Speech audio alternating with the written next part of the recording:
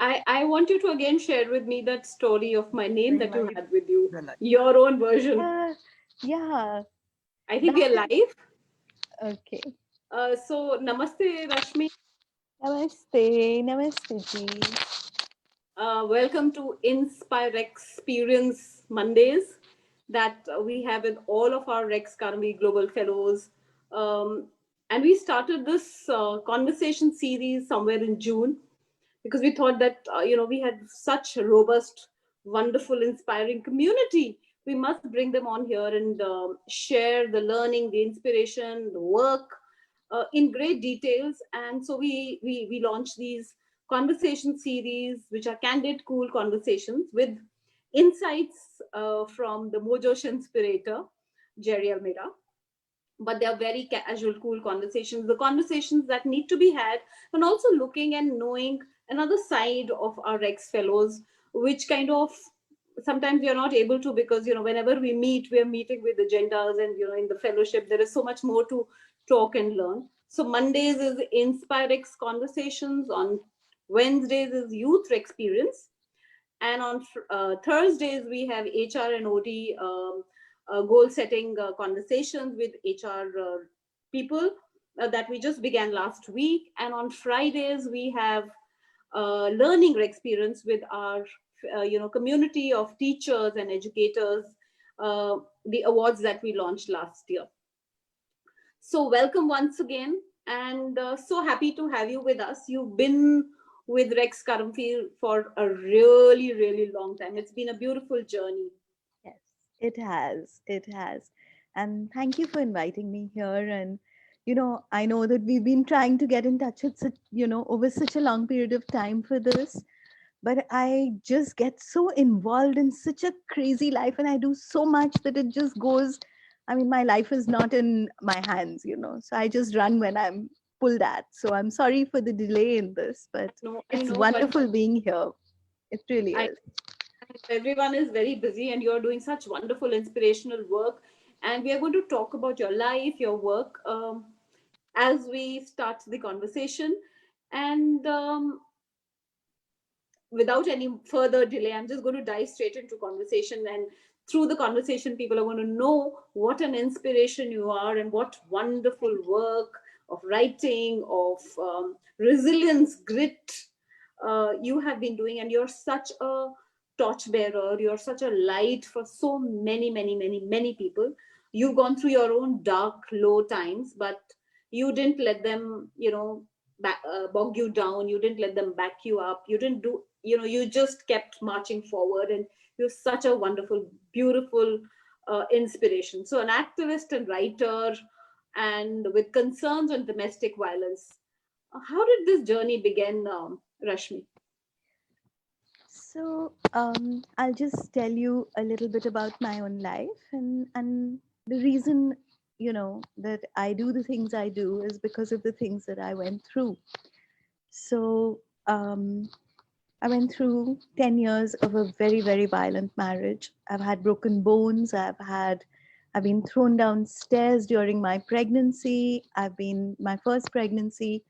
My daughter was born with a growth deficit in the womb. She was a premature baby.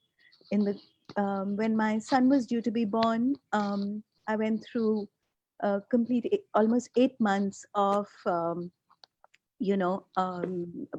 the bed rest, and had a really, really tough time for 8 years. My arm has been broken up, you know, ribs have been injured, face has been smashed in, the works. And when we go through all of that, and I always say this, that I wonder that had certain things not happened, maybe I would have just stayed on forever, you know? And we women, we get, we just start accepting things, and we just go on and on accepting things, no matter how wrong, how grave is the wrong that is being done to us.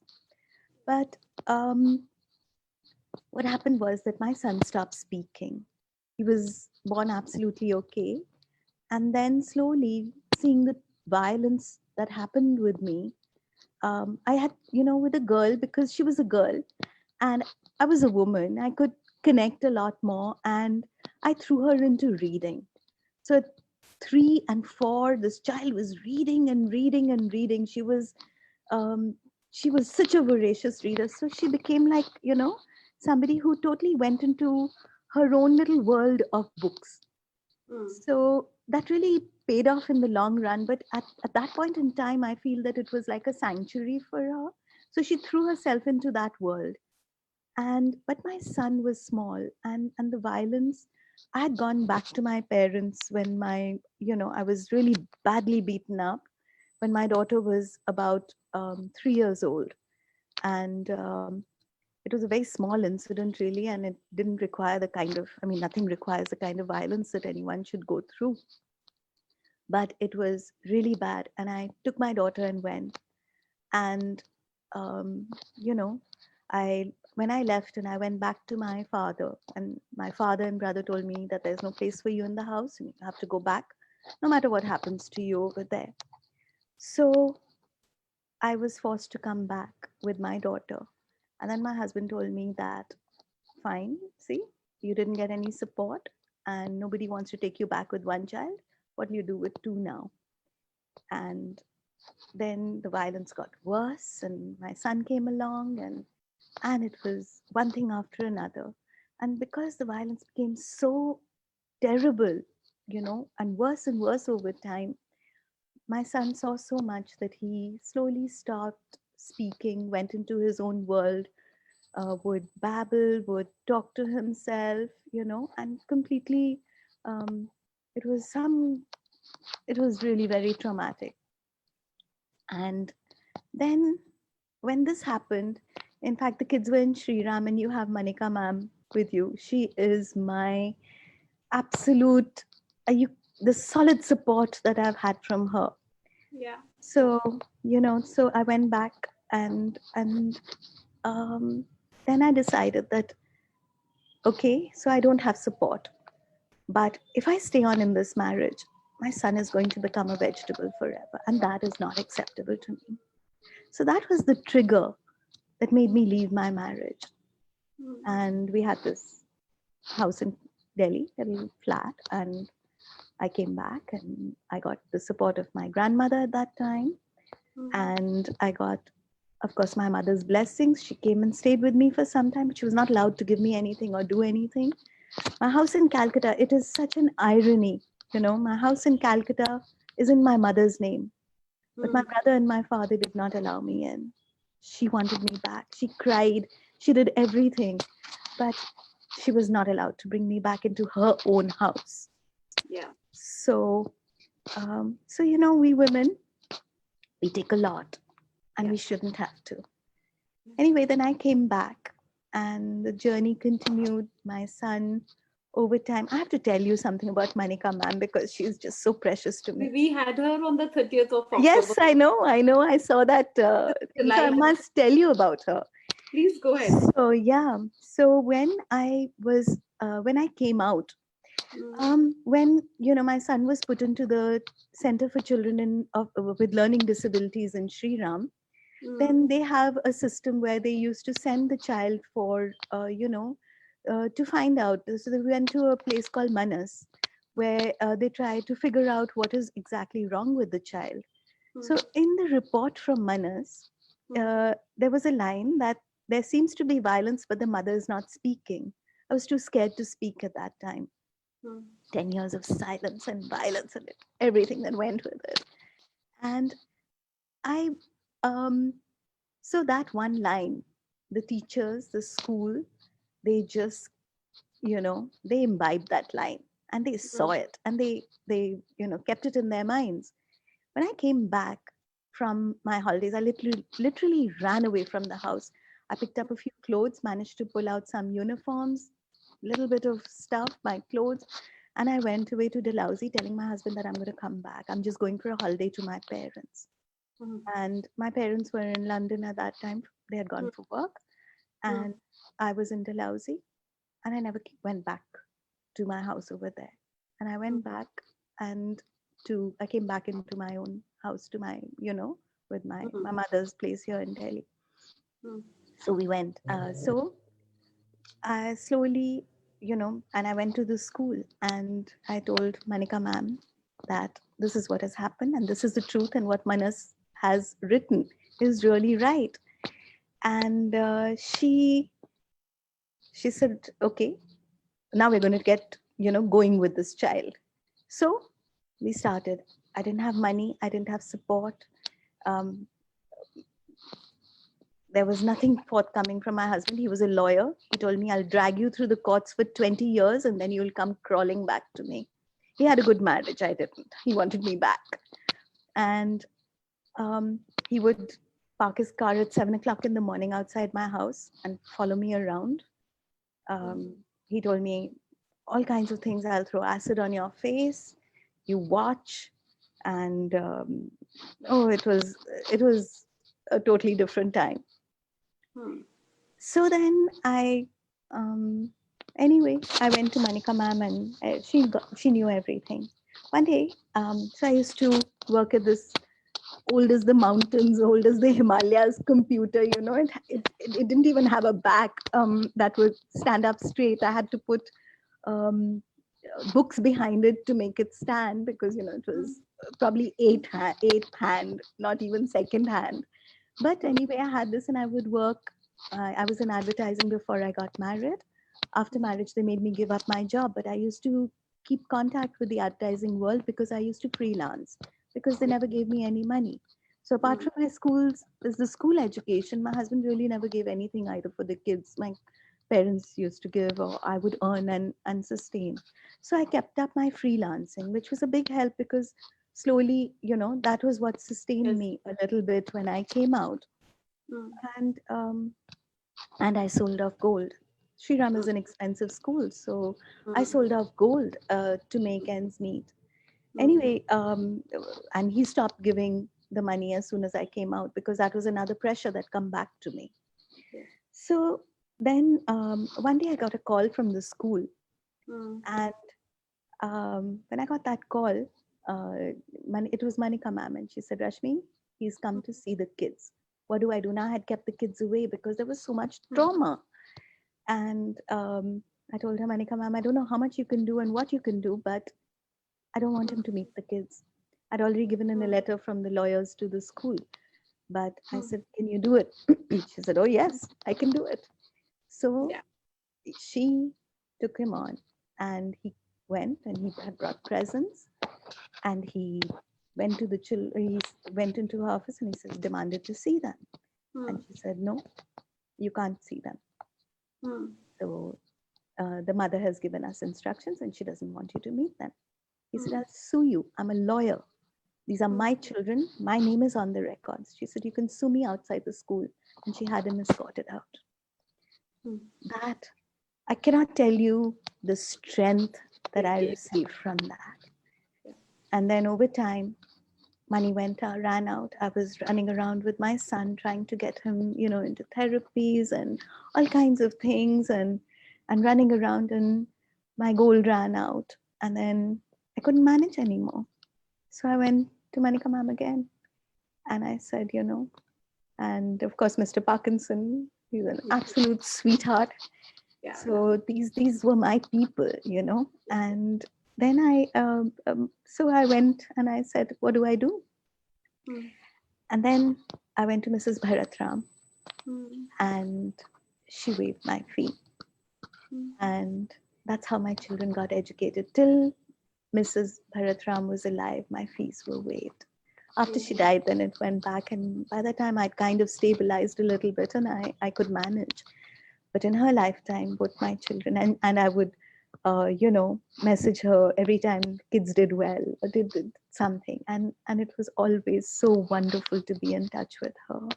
Yeah. And then, she was ill, very ill at the latter part of her Yeah. life.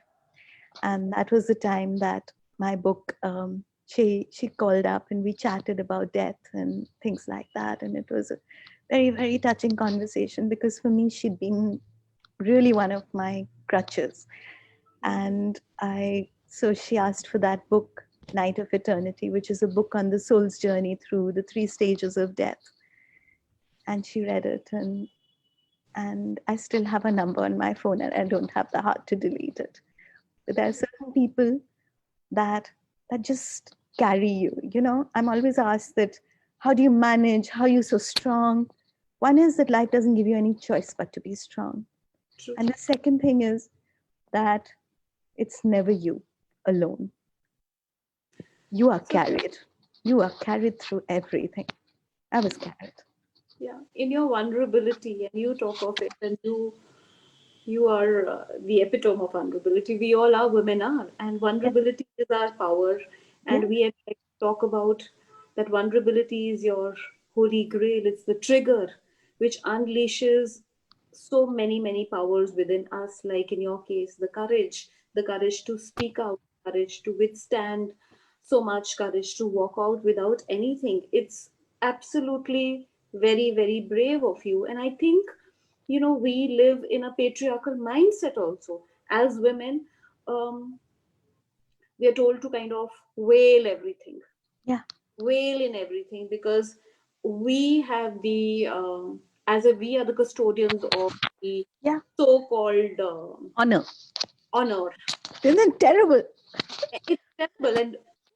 And we the mindset is so deeply ingrained in women Yes. that they're supposed to speak loud, they're not supposed to speak out, they're supposed to keep the large, Yeah, I say, yeah, and they're supposed to keep the honor, because men will be men and they will do what they have to do.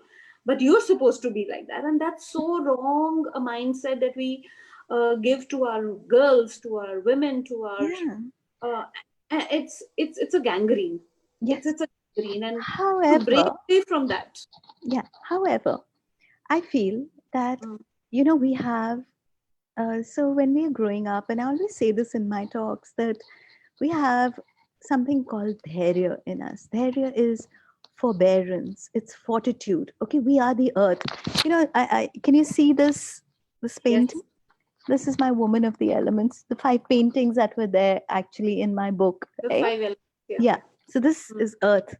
And forbearance is actually um, uh, one of the aspects of the earth. Okay, I talk about it in my book, Woman of the Elements. And forbearance and fortitude, dhairya, this is our greatest strength.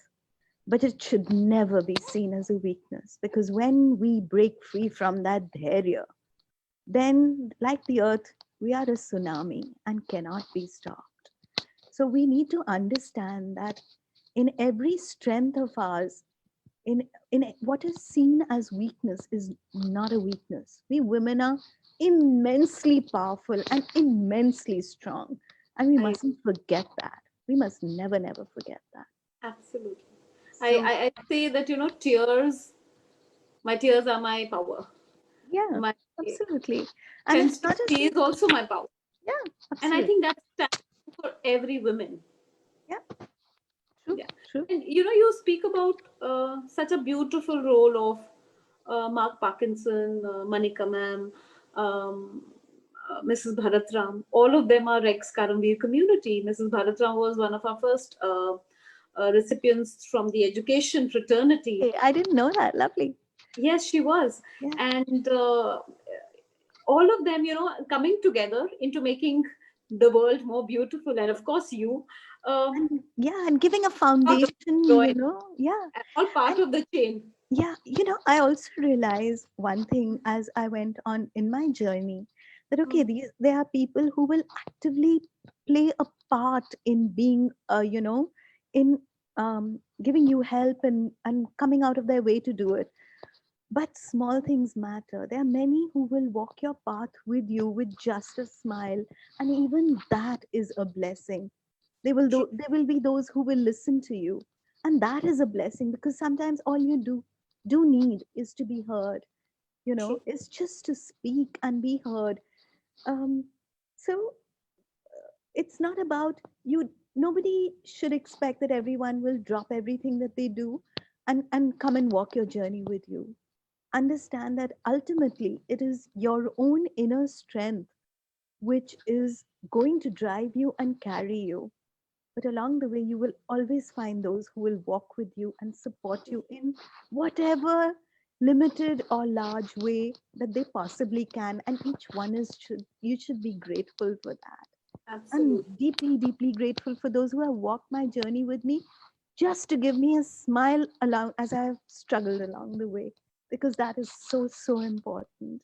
Itu, I wanted to read something, Yeah. you And know. those are the people who will also help you to, know your purpose in calling. Yes, yes, You need to acknowledge each one of them. yes. So, and also, as you go on, then you learn that everything that life gives to you or throws at you or slaps you in the face with, it's for your learning. So I want True. to, as I go along, if you will excuse me, Please then go I will always just, peek in with one of my books. ahead. I So know that. Go ahead. yeah. So the one thing about life's journey, and that I Put the want to mic, read. Rashmi. Yeah. Can you hear me? Yeah, now. Okay. So, one of the things about life's journey is from a book of mine called As I Walk, which is about the experiences of my life. It's about the learning from my life, not so much the experiences. So, the dedication of this book is a little unusual because it says, for my children, your presence in my life teaches me every day how much I have to learn. I love you dearly. For all the teachers of my life who gave me learning through love and laughter, for all the teachers of my life who gave me learning through grief and pain, I'm grateful that you made me what I am. Yeah. Hey.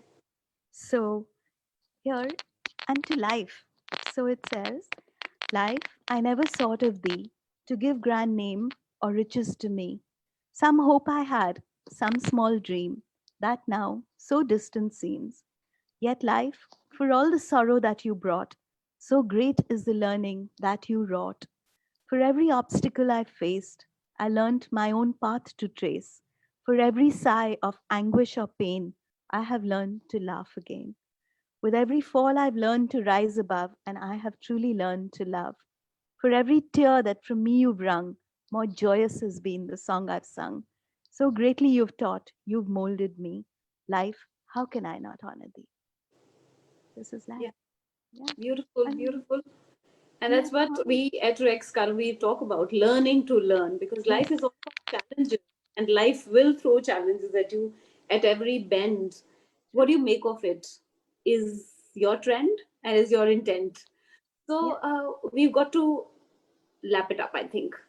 If we Yes. don't, we are left behind. Absolutely. And we can't stagnation. There is no place for us to stagnate. I mean, we just have to move on. We have to keep flowing. And that is the secret of life. So let me tell you about how I flowed on then. So Tell me. that was the first half of the journey. Slowly, as time went on, Hmm. then I realized that, okay, so advertising just, it was there. And I was a creative person, and Hmm. I used to do copywriting, and but I have wanted somewhere there was a need to do more, but I didn't know my path. Hmm. Um, when life kind of stabilized a little bit, or I don't think life is stable even now, frankly, It but never no, stabilizes. it never stabilizes. It doesn't. Yeah. However, Hmm. it started still getting manageable, and then I had a neighbor, Hmm. and she was going through a very violent marriage. She had a small child, Hmm. and I started helping her and supporting her and going with her to the courts and helping her with her case. Hmm. And in 2006 was a very turning point for me. In 2006, she got her freedom. She got Hmm. her child in the custody of her child. Hmm. And that was the first thing. The second thing is that my book, Woman of the Elements, was released. I'd written it in 2005 and I got it out in 2006. And Hmm. in 2006, the domestic violence law came. So these three, uh, I'd found my path. I had three paths to walk. Hmm. So I started my journey actually with Hmm. those. I Hmm. started working on getting helping more and more women. I Hmm. don't know how people started reaching out to me. That journey continued. My books continued. There's been a lot. Today, I run a trust, like you said, and that is called the Woman of the Elements Trust after my first book. Yes. And I give free legal aid to women and child victims of violence, domestic violence. Domestic violence is a strange kind of a malady. Okay, we see it as one of the many kinds of violences that happen, right? We say, okay, this is this kind of violence, this is this kind of violence, and then there's domestic violence. I don't see it like that. I see it as a root of all the problems that actually exist, Mm, of all the kinds of violence. Because mm, your home is your first school. That is your first learning, right?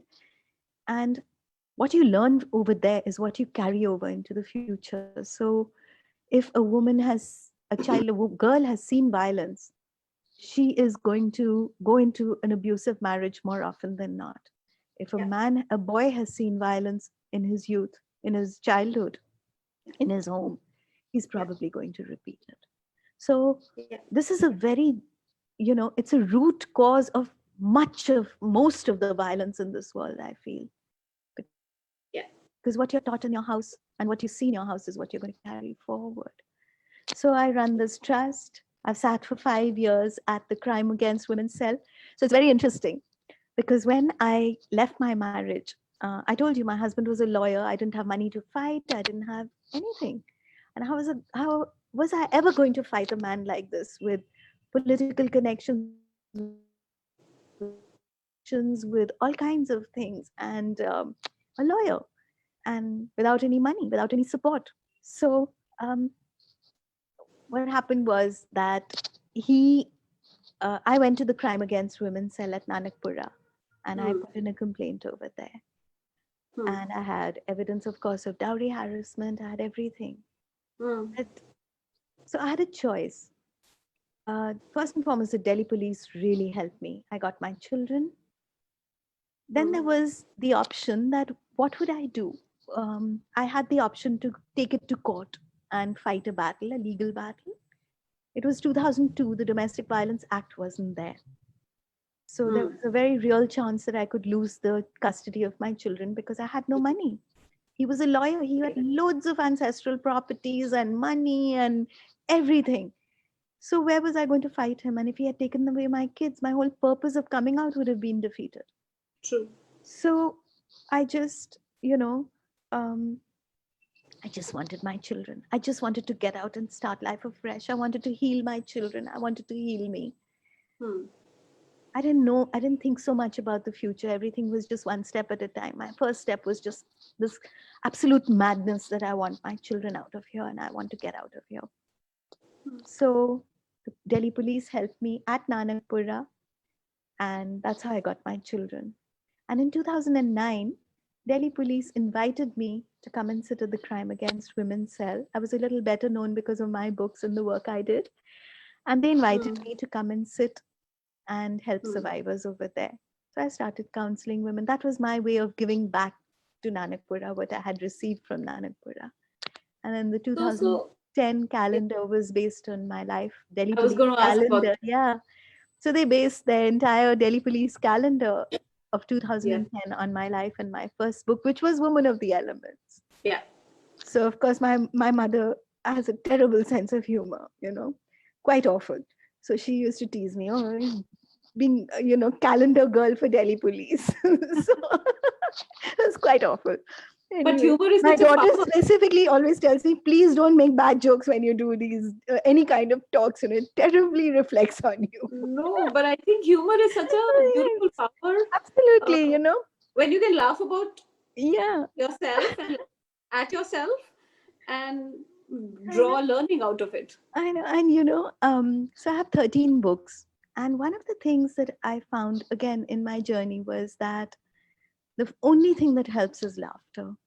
And True. one of the books that I wrote, in fact, was with my daughter, and it's called Out of Tune. So all my Mm, books, out of my 13 books that I've written, most of them are are poetry. So whether it's children's books or all spiritual poetry, everything.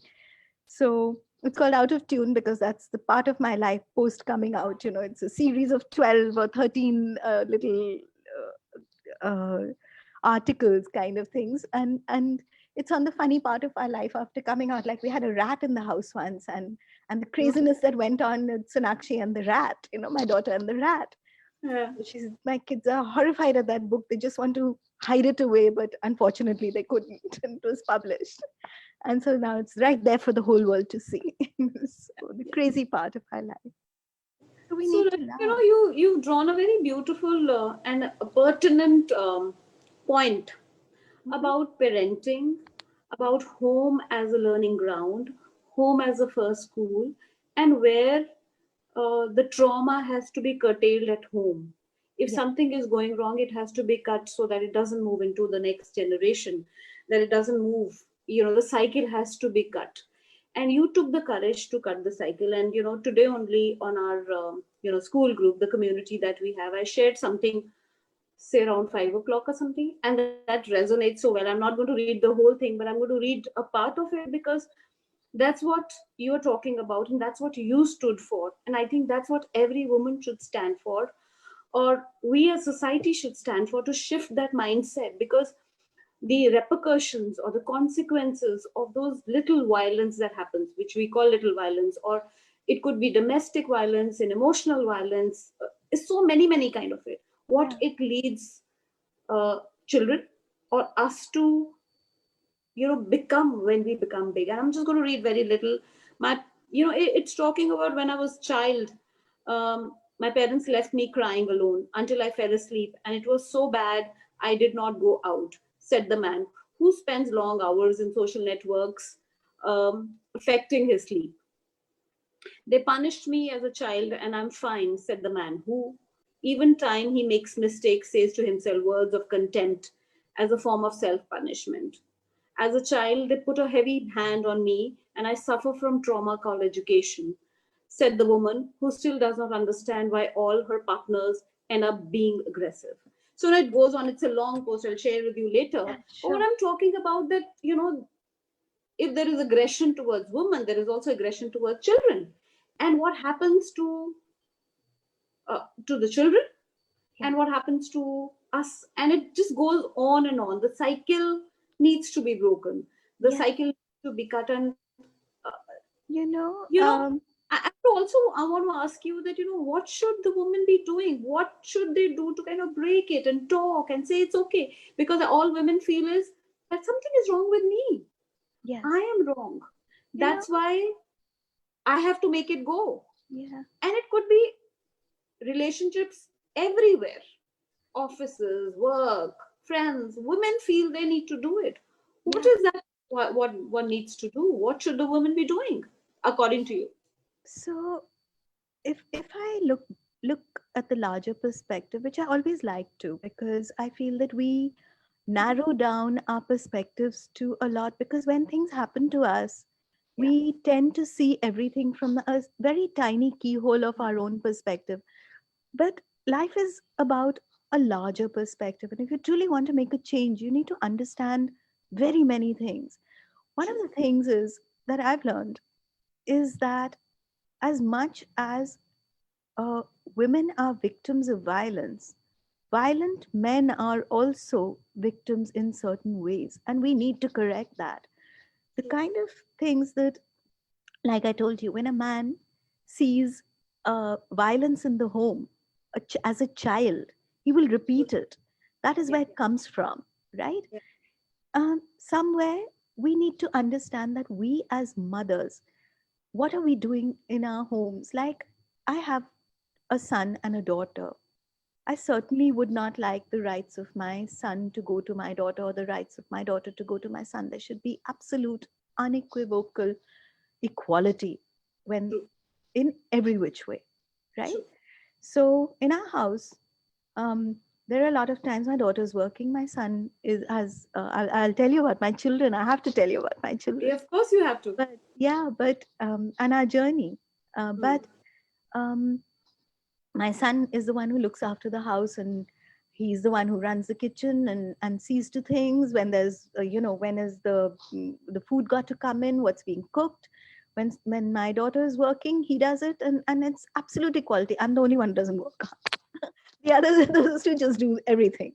So I, if you make your children understand that there are no defined roles, that tomorrow when your if your husband uh, has a job and loses it, and you take on the thing of a job, there's no shame in anything. Everything should be, relationships are those, only e- equal relationships make equality. There should be equality in everything. True. You have roles which are so super defined for you, that oh, you can't do this, you can't cry, you know Yeah. ladke rote nahi. There was that lovely ad, I must tell you about that ad. It has a real significance in our lives. When I came out of my marriage, I always thought that my daughter was the one who was protected from everything. Like I told you, I had put her in, a lot into reading, Mm, and my son was overtly traumatized. I also mm, feel that in certain ways, boys and men are emotionally more vulnerable than women. We yeah, women have innate emotional strength, true. you know. So, and And the I body, always, yeah, exactly. And we delve into our strengths and we figure it out in our minds because we are connected to our emotional sides. But true. boys are not always like that. And so when we came out, um, Mm, my son healed over time. My daughter was very, very brilliant, and but at a certain point, I found that she'd got suddenly very insecure. mm, And I mean, she would follow me everywhere. She would cling to me, and she's not like that. She's a strong young woman. I'm so proud of who she is and what she's always been. I depend on her for so much. But at that point in time, here she became so insecure, and I couldn't understand what was happening. If I went in, even into the kitchen or the washroom, she would be waiting outside for me and hugging me and sleeping at night, which is not something that was. So one day I sat her down and I realized, and we talked about things. And there was this ad which had come out about, with Madhuri Dixit, "Ladke rote nahi hai," and in that, the man took the woman's arm and twisted it. And that was the first time where she told me that, "Mom, this is the first time I'm talking because it's been pent up so long." But I saw that. My arm had been broken. And she said, "I saw him do that." And that triggered off so much. And then I realized that when there's violence, nobody escapes. Nobody. And children she bear. wrote it, yeah, and she wrote it as part of her dissertation also when she went to do her gender studies, her master's in gender studies abroad. But, Mm, you know, um, our children, if we suffer, our children suffer. We think we are staying on in bad marriages, in violent marriages, because of our children. We don't realize what we are doing to our children and the damage we are doing to them because we are weak, because we don't have the strength to stand up for ourselves. It's not okay. It's not ex- okay to do that to ourselves. It is not okay to do that to our children. So I must tell you, my children, okay? So I told you about my son. He was put into the learning center and he healed over time. So he was at Sri Ram and he did his class 12 with the open schooling. And then he did very well in the class 12 boards. And he went into Ambedkar University and he did history honors. mm, And this was a child I never thought would ever finish even class 2 with the kind of trauma that he'd gone through and the problems that he had. So he went into history honors at Ambedkar University. 6 semesters, 6 academic scholarships. Then he did gender studies, his master's in gender studies. Out of 6 semesters over there, or 4 semesters over there, he just missed one scholarship. He got scholarships in all the rest, and he wants to do his PhD in gender studies now. So he's preparing for that. both the And there, children yeah, so and inspired by your work that they yes, went on of be the torchbearers along with you and Yes. go on to And make the then, world a better yeah. place, their work and And then there's Sonakshi, my daughter.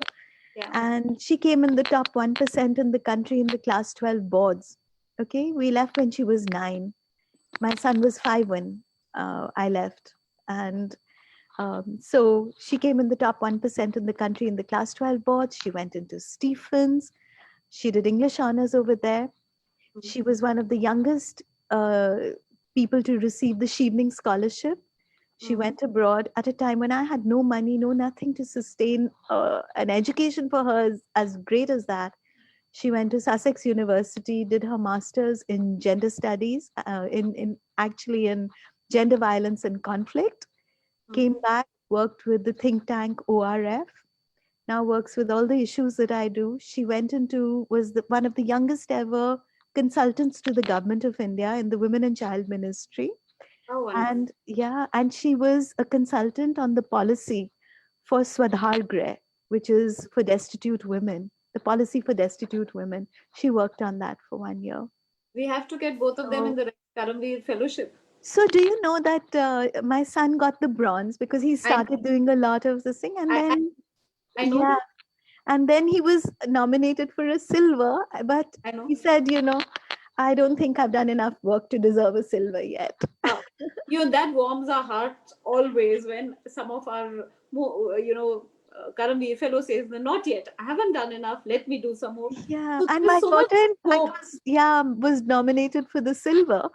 I know. And the day that it was to be given out, the award ceremony, I had a case at one of my corporate houses. I work with the sexual harassment at the workplace law, also with corporate houses. So I Hmm. had a case where I had to go, Yeah. and there was a case for one of our women. So my daughter went for that.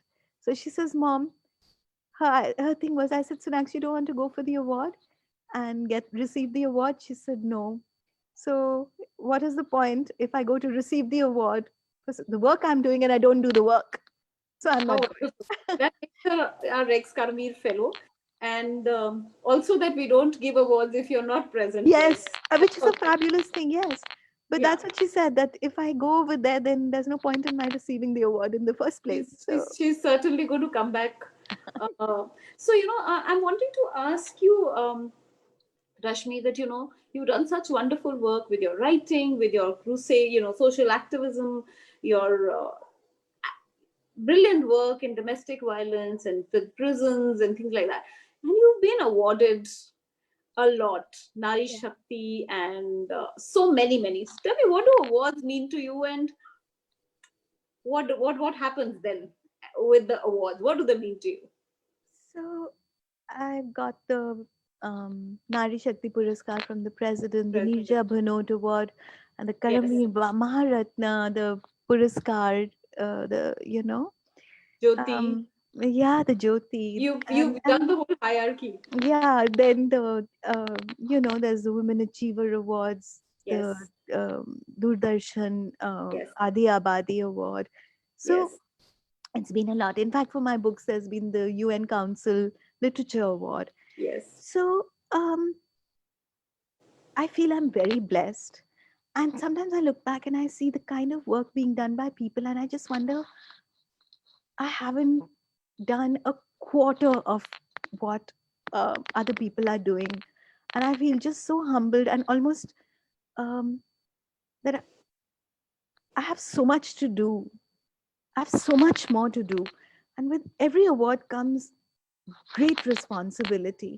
One is to live up to what you have received, and one is to tell you how little you've done to receive it, actually.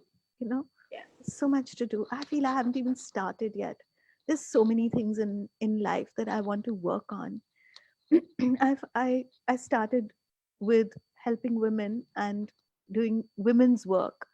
I prefer to call it a service rather than activism. And Mm. I just, it's like we have Atma Samarpan. It's a Yeah. samarpan. It's absolutely a surrender to that service. I look at it, it's the call of my soul. So then I went into writing because I felt that till we change minds, we're not going to be able to change the world. True. And books, writing, and lectures and talking, going into schools and colleges and universities and giving the talks and lectures that I do, those are the ways to change the mindset. Right. So, going into where I sat at the Crime Against Women cell, it was not only about changing the lives or counseling women. It was also working with the police, bringing out books with the police, bringing out standard operating procedures that I did, of women who came, children who came. There was so much work done there. Gender sensitizations to the police. There was so much of mindset change that is required, which is an ongoing process. You can't say, okay, I've done this, therefore I'm out of here. It's done. It's never done. There has to be constant reinforcing about with everything. True. So you can't just do things and then cut away. True. So so this was one thing. But I also, when I look at awards, it's, if there's one word I can use for it, it's very, very humbling. It's very Yeah. humbling. As we say at Rex Karam, it's a trusteeship and responsibility to better Yes. the world. And Yeah. on that note, I would also want to say that, a lot of work that you're doing synergizes and resonates with the work that we have initiated in schools. The IHIMSA army that we want to talk about, where we are wanting to address the domestic violence through an anonymous army in the RWAs that we want to talk about. I think we must touch upon those and join hands to Yeah. do it better. Of course, in the schools and all that, there's a lot that we could do together with with the work that you're doing and work that we are doing. So we'll talk about that as well. My last question before I invite Jerry back into the conversation is that, during the pandemic, the lockdown, and this change in the last 9 months, domestic violence has, come out as a stark reality. Uh, for what women are going through. It has impacted the women so much in so many, many ways, Yeah. be it work, be it staying at home. And domestic violence per se has really come out as something, the ugly head is showing a little too stark now. So Yeah. tell me about the work that's happening in that front and what are you doing about it? What's So the it's very strange. I mean, the pandemic curtailed a lot of work that was being done. But I feel that I was so blessed even during this time that I was able to expand my work to a great extent at this time. So one is, of course, the horrendousness of the kind of violence that has increased at this time, because men and women were, earlier on, men were going out to work, and women were, able to leave their houses and come out of that, at least for a time being, come out of their houses and the violence. Now they were made to be together in the houses and homes during lockdown. Mm, So violence increased greatly.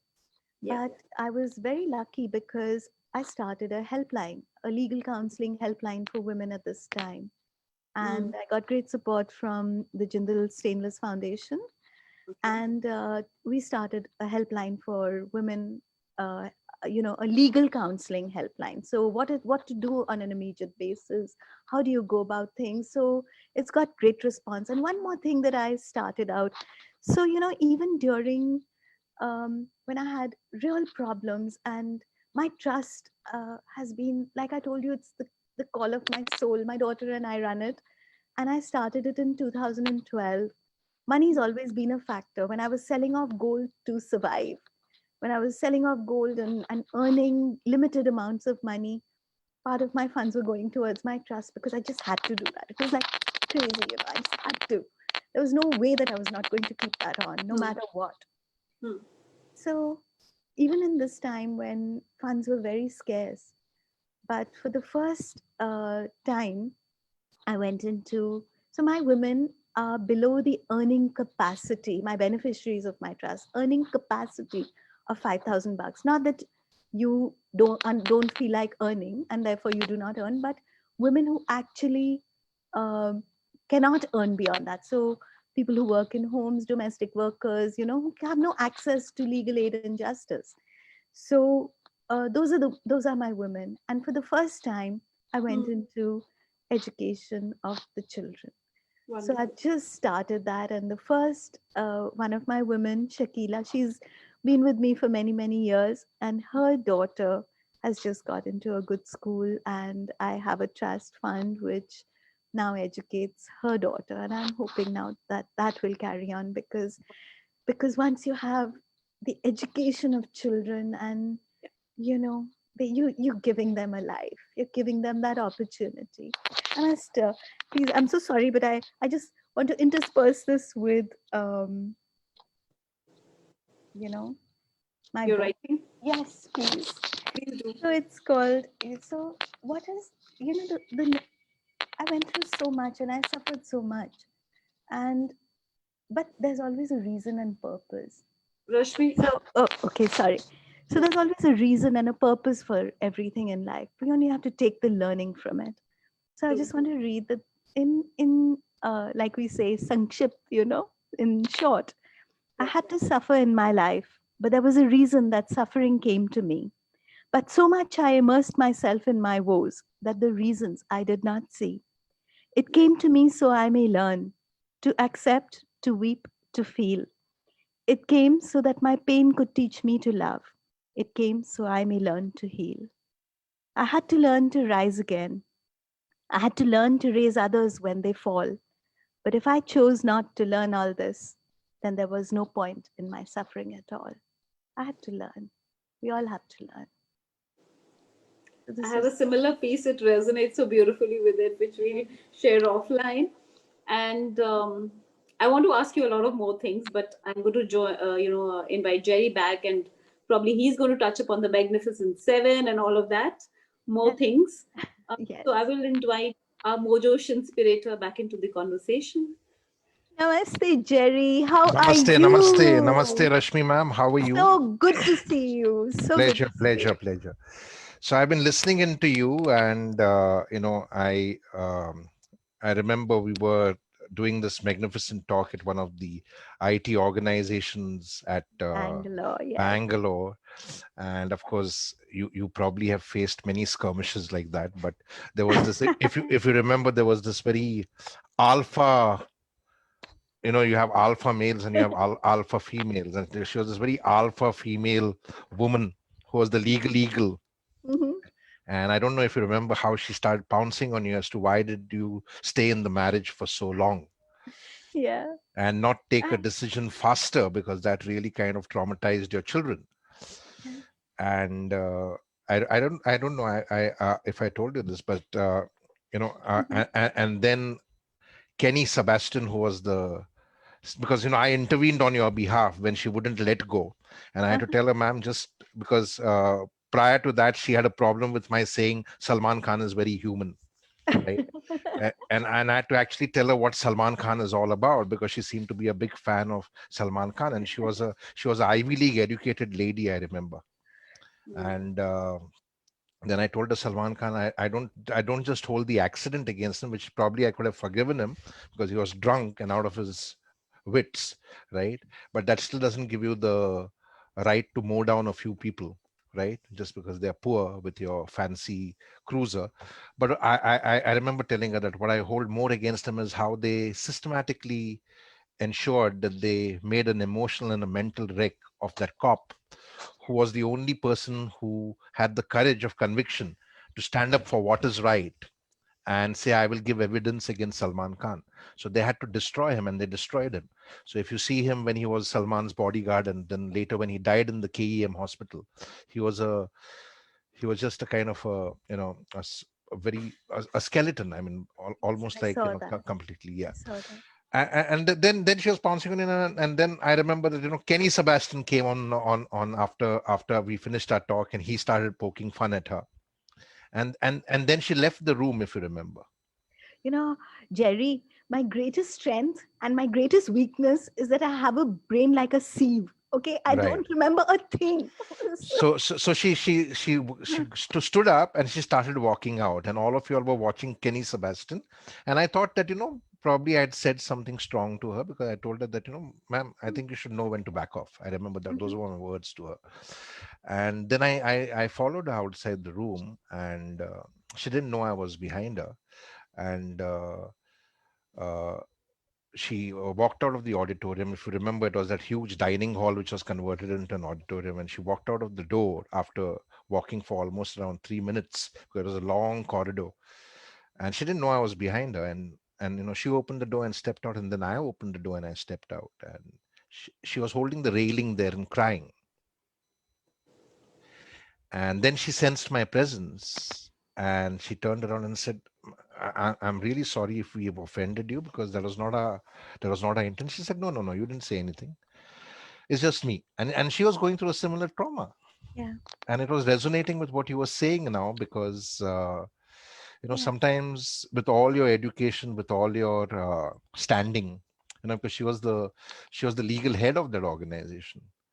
yeah, And a woman who was educated in the law was actually pouncing on you, that why didn't you take a stand? And then we realized that she's going through a yeah. similar case So, herself. Jerry, it's actually a very, very valid question.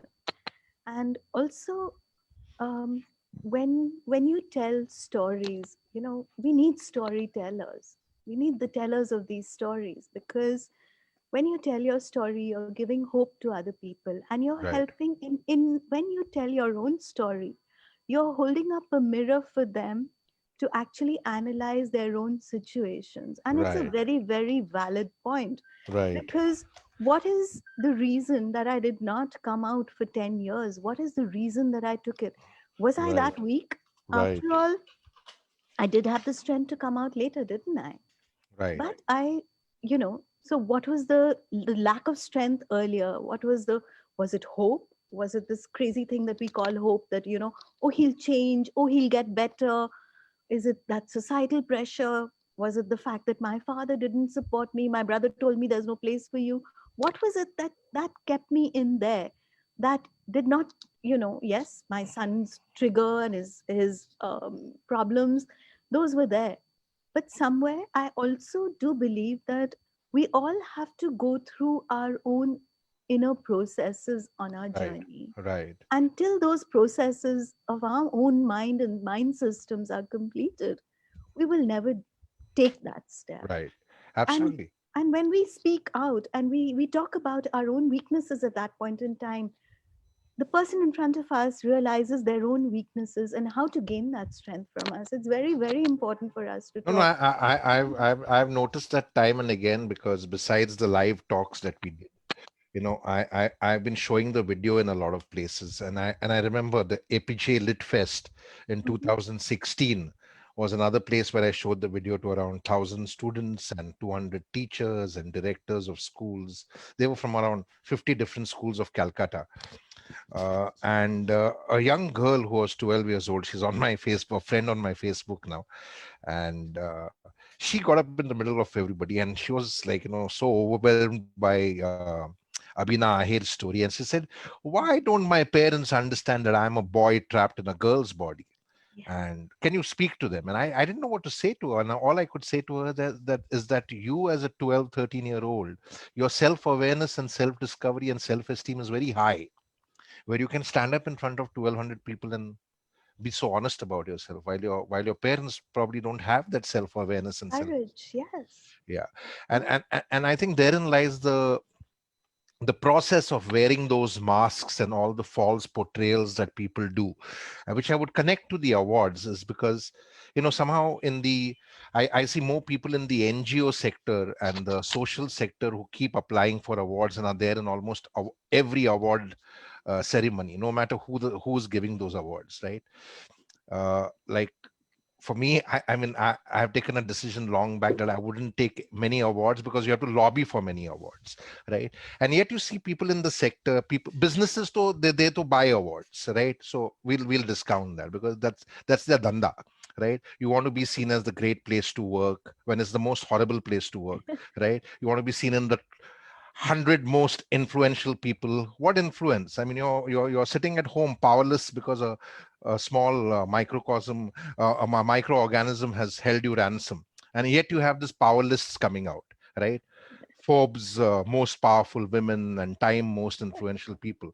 So it's pretty much a joke, but connecting that the if you look for all these awards and appreciation only because your self-esteem is lacking, Yeah. that I think is very dangerous. What are your insights on that?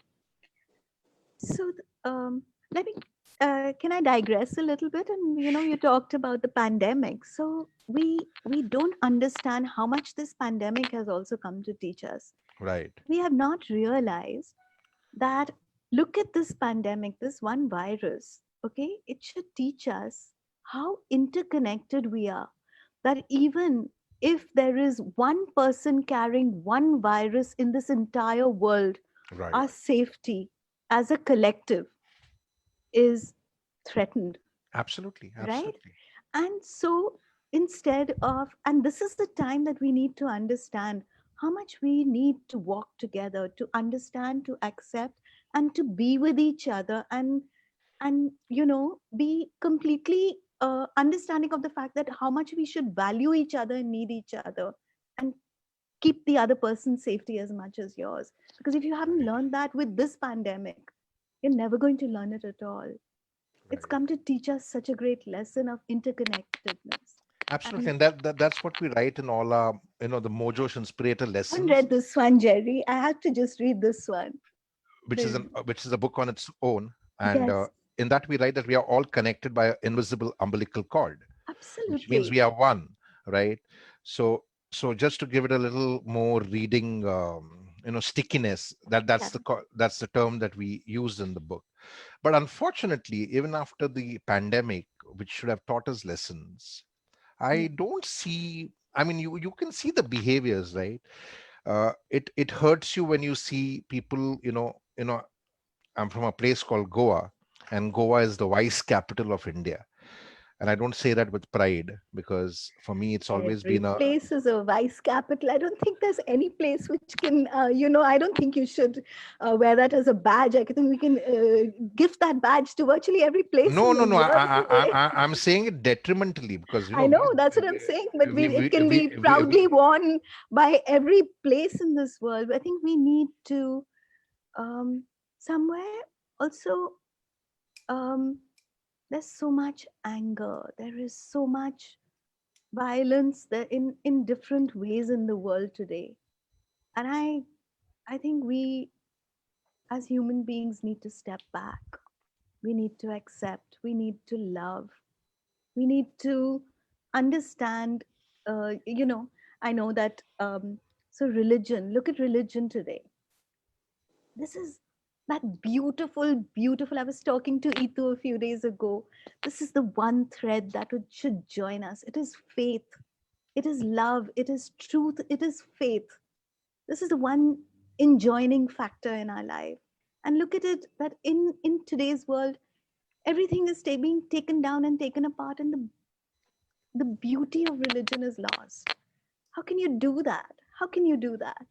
When I went through my problems, Jerry, my son had stopped speaking, the any more than anyone. And all of that happened. you know um, I'm from Calcutta. I've been brought up in Calcutta. I went to a Protestant school, and we used to sing hymns over there. And in fact, when I started working with the Catholic Bishops Conference here in Gold Market and Convent of Jesus and Mary, I worked with them. I used to meet them over there, and I used to sing them hymns that even they didn't know. Like, there's one called "Immortal, Invisible, God Only Wise."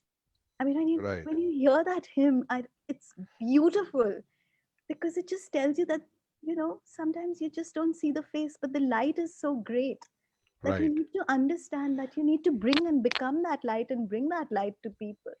right. You know, and uh, and and frankly, I'm not a believer because so yeah, I won't yeah, go there I because understand. Yeah, okay, but I and am. the reason I Yeah, don't believe is because I think religions more than anything else, whether it's Christianity or Islam or Hinduism or Buddhism, they more than anything else they promoted doctrines and dogmas which don't yes, stand the test of time today, right? For example, the concept that Jesus is the Son of God. Why? Why should he be the son of God? But Right? please, no, Jerry, but you never understood. If you don't understand what Jesus said, and that's what I have a No, no, problem no, with. Rashmi, and that's a Yes, longer conversation. What I'm no, please understand what I'm trying to say, yes, that most religions, they try to I wouldn't say empower, rather disempower people by selling them the concept of heaven and the concept of if you sin you won't go to heaven, and selling the kingdom of heaven. So I'm talking about those dogmas and superstitions which have become the curse of okay. humanity today. So let So I me, won't go into oh that, yeah, because sure. But all yeah, religions teach you that, stigmata and son of no. God, and if you In do. fact, when I came out of my marriage, okay, I I realized two things. And what you don't get from the world outside, you learn to delve within you, and you learn to walk that path inside of you. I started reading a lot of scriptures. I started reading Upanishads, and even today I read a lot of the tantras and tantric books, and a lot of books, and they teach you mind and mind control, and that is one thing that is really really required, No, because but that it is is what your I'm saying. If mind. if you actually read the Vedas and the Upanishads and even the Yes, Bhagavad Gita and interpret it, yes. listen to me very carefully.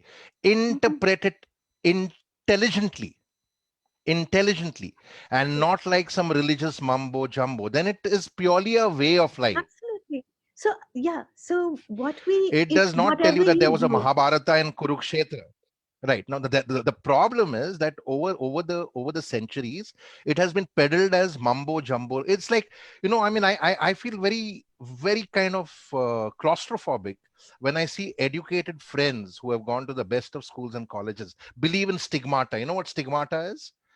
When the hands of people like you and me start bleeding, it's all stage managed, god damn it. Right? So I mean, these are the dogmas, like I say, which I am completely against, or the church yeah, which says no abortion. What nonsense is this? Give me a break. We are in the 21st century. A woman has a choice whether she wants to keep the child or not. And a girl died in Ireland because of the stupid dogmas and blind beliefs. I'm against those blind beliefs that religions have yeah, created their business models on, yeah. right? So So that's what I'm speaking yes. about.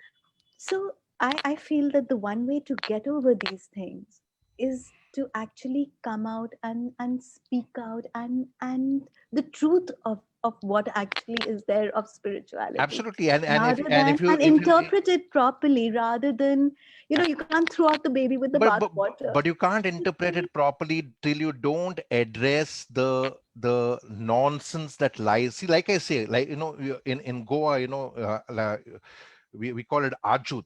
When you need to really cleanse somebody's bowels, you give them a ajut. So people have to be cleansed of all these blind beliefs that are there within them, So, right? Jerry, So you so and I, we are two opposite ends of the no, no, spectrum no, with no, the no. I mean, meeting in the center. But, but you do things if you exactly the same if you way. no, no, if you Yeah, remember, I had got this brain waves where I had said that let's do Magnificent Seven like a theatrical, yeah, I remember that. where after Harish tells his story, I come on stage and I say, I see Lord Krishna in him, who was attacked by Kans, Yeah. his mama, right? And then everybody was scared because, oh man, the Hindutva guys will come after you. We need to address this. What's wrong with a boy called Harish Iyer who's from the LGBTQ community being Lord Krishna? What's wrong with it? Nothing at And all. we are only scared because the blind beliefs of idiots uh, will be So, challenged. do you know that? So that's what I'm saying. We work at exactly the same things, but we do it in diametrically opposite ways. You call out, For every Gandhi, and there is a I, Bhagat Singh. You yes, cannot get freedom without revolt. Never forget that. absolutely. I am from Calcutta. I believe in Subhash Chandra Bose. He's Absolutely. my So icon. you Absolutely. you have to balance the status quo. Absolutely. If the powerful are Mhm. not ready to listen to you, you have to revolt. Then you have to burst that bomb in the Yeah. parliament, so that people are ready to listen to you, right? Mhm. It's exactly Absolutely. that. Now you're fighting 70% of the Hindu community in India. They are so brainwashed and blind believing that I mean, Jerry, why can look you at one second? love One jihad. second, one I second. mean, Tanishq had to pull down an ad. But What are we talking about? one sec. Today they've started a protest. Jerry, why are you saying only Hindu? I think we are blindly brainwashed in every religion That's and why I every start. That's culture. why I started with Christianity. No, now I'm going You towards know, Hinduism and I'm just Islam. saying that, yeah, but where you know call out, I feel that the need and the we all have our different purposes and our different ways of going about things, as is But there Rashmi, in what us I'm as well. But saying is that mine is more an awakening rather than a calling out. I would rather, you know, the so you awakening doesn't happen till you address the evil. No. So what I'm trying to say is, if you have a problem where you're showing Mhm. a Hindu married to a Muslim or a Christian, and you revolt against that uh, s- show, a series on Netflix, and you have people now filing cases against the Netflix programming directors, and I hope Netflix does not bow down and cow down like the Tatas and say we are going to get this off air. Hey, anybody has the right to marry anybody. I say we need inter-religion, inter-caste, inter-region marriages in this country. Otherwise, this country is going to see civil unrest very soon. And all the positivity won't help, because we'll be massacred by people who are blind believing bhakts. There, we are standing at that precipice today. So there is no soft pedaling anymore. We need to take the bull by the horns, and we need to stand our ground. I do soft understand. talk is soft talk is not working with these people, because they are misusing all these blind beliefs and dogmas to turn people against any kind of reasoning or reasonable thought process. So there is where we are. What are your thoughts on that? And that is my final insight for you. So my thoughts are just that there is already so much anger in the world, and I feel that with so much of anger, anguish, sorrow, radicalism, to come out and bring more anger into the world is not a great idea. And I know that these are very difficult things, and but we need very layered solutions to every problem. I don't believe in uh, at least I wouldn't do it. I know other people have different ways of approaching a problem, and we Right, all are required for the same end. right, We all are required because there is has to be someone who will create the upheaval. It's like any movement, right? right, right, Where certain people will create the thing according to your personality. As long right, as the ultimate goal is peace and love, right, everyone will approach it in a different way.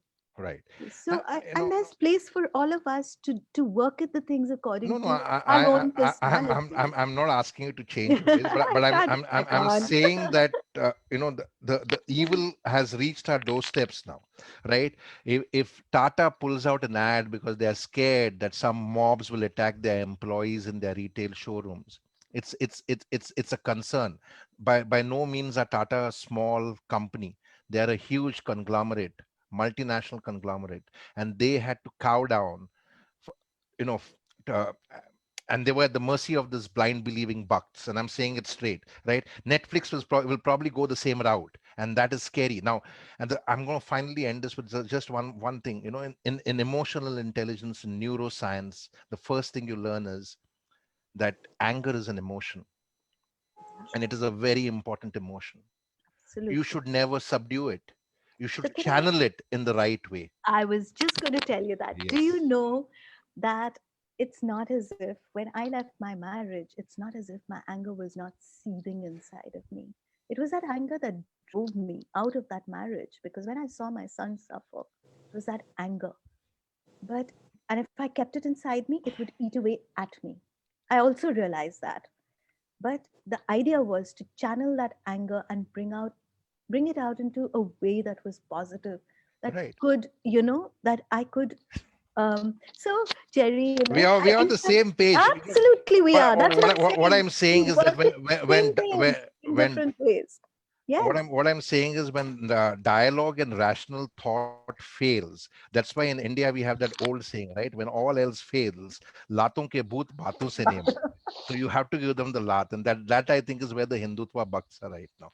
Anyway, that said, thank you so much. Pleasure. I want to. Can I just read one thing, Yeah, please? sure, sure. So like I said, I have my faith and I believe in my Devi. But if I have a prayer, I want to just share that Sure. prayer with you.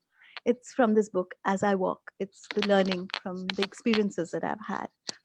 So this is my prayer, and I hope that this prayer is for everybody. If Right. we could learn from it, it says, so may flow the speech from my tongue, that sweetness spreads all around, that tears and sorrow are washed away with the sweetness of that sound.